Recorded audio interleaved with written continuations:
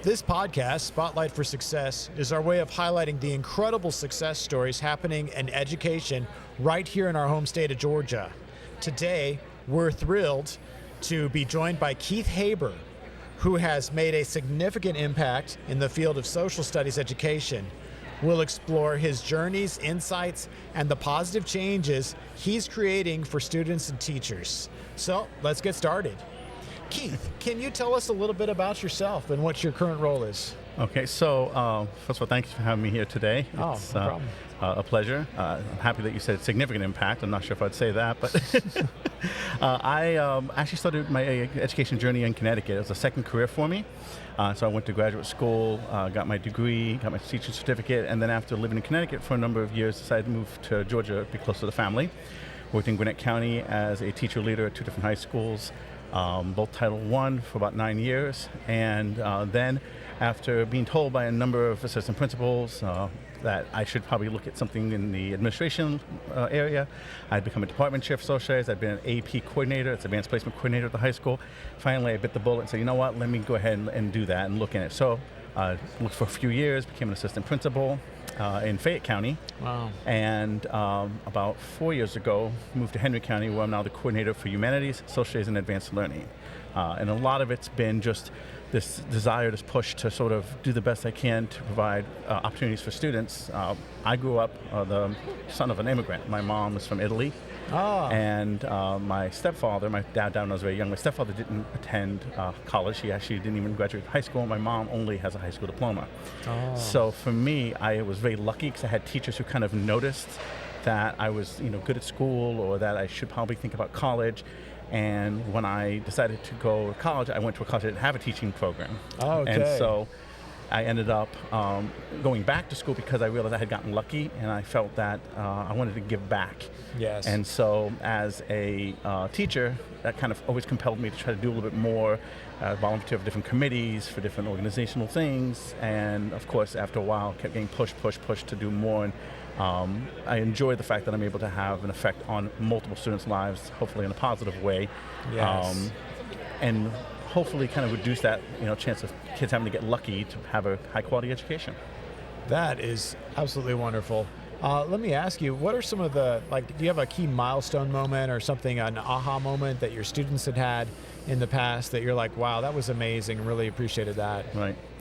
I think the biggest thing for me when I was in the classroom was recognizing that it wasn't the content or information the students were going to kind of grasp onto the most. They remember a lot of the odd things, but it's the students contacting me afterwards through Facebook, through some of the social media, and I'm not a huge user of social media, but I'm on there, and letting me know that it was those thinking skills and that my belief in them being successful made a big difference. I tell people all the time, I wish I had some magic formula, that I had done something special with my pedagogical practices.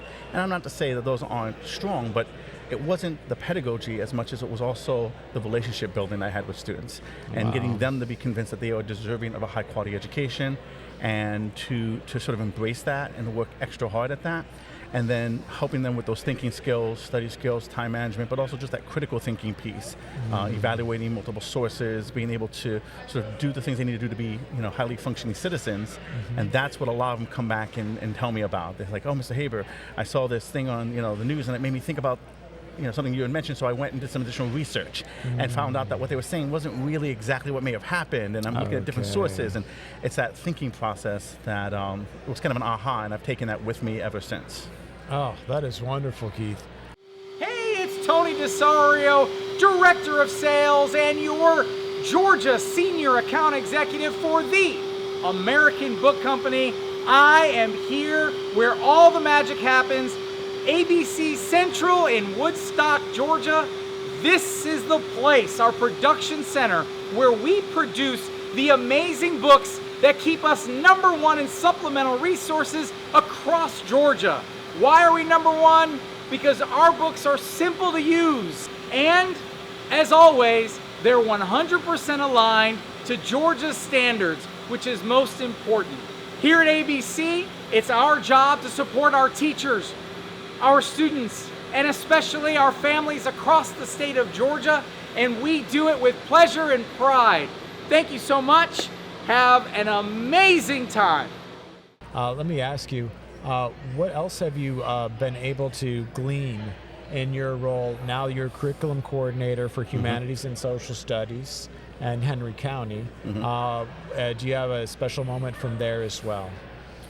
I think the biggest thing is just that the balance. We have teachers who, some of them are not first-time program completers. They're brand new to the field, and finding that try to balance and knowing that each of them has different needs. So it's that sort of the 10,000-foot view, but then also thinking about how do you personalize for the individual teacher, because some of them are very experienced, they have content knowledge, but they may need some pedagogical assistance. Some of them are great with pedagogy, but they may not have that content. And some of them have neither, and kind of finding that right balance and finding the right mixture of how to gain some of that formative data from them to figure out what to do.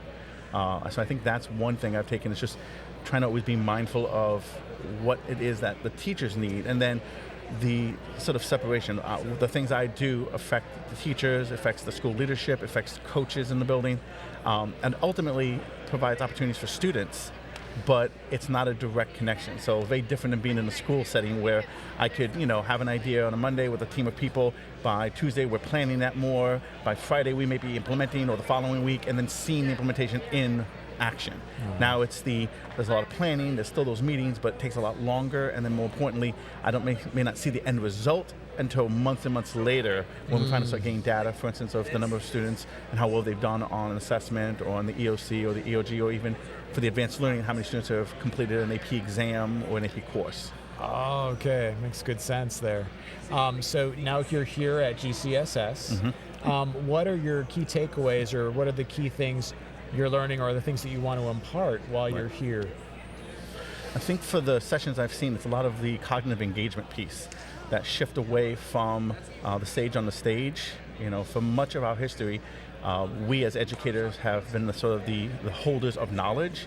Okay. And over my career, and maybe I'm fortunate that I've had a teaching career in the time that I have, I've seen that shift anyway, where you can Google anything, you can look up anything. There's books aplenty, there's written words all over the place, and there's things you can find online, and some of it's not accurate and some of it's phenomenal.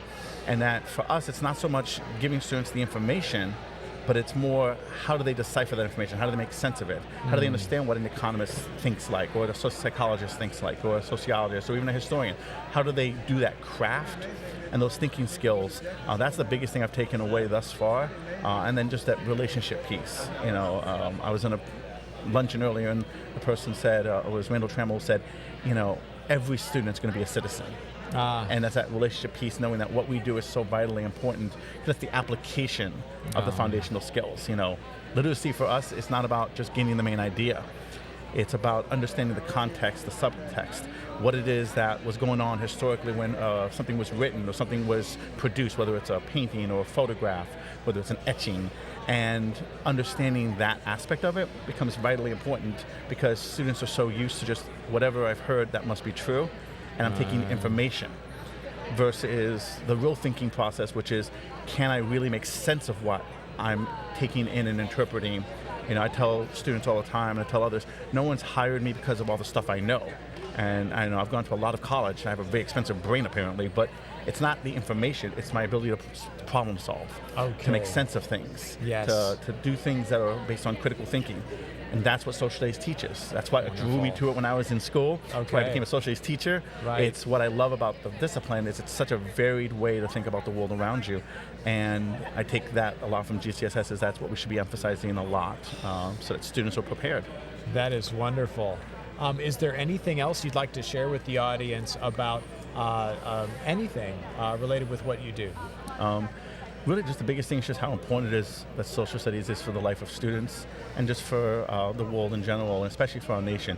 There's a lot that's going on, and it's important for students to be able to make sense of that, and for people to make sense of that. And you see it a lot of times in some of the ways that people think and come to conclusions. Yes. And a lot of it, I think, is because, unfortunately, we have not given the same level of heft to social studies thinking and social studies that we need to. So I would just say, for social studies teachers, stay the course, focus on those thinking skills. In Georgia, it's the information processing skills, map and globe skills, and to focus on, getting students to really take on that cognitive demand. And if you're not a social studies teacher, to appreciate the social studies teachers around you, because they are applying the things that we learn in some of those other courses, like literacy and in writing, and that's vitally important for us to have a thriving society. That is wonderful, Keith. Well, thank you so much for being part of this and part of GCSS and part of ABC's Thank you. Spotlight for Success. And we really appreciate having you on, and we wish you the best in your instructional career, and hope it goes very well. Okay, thank you. Thank you very much. Thank you.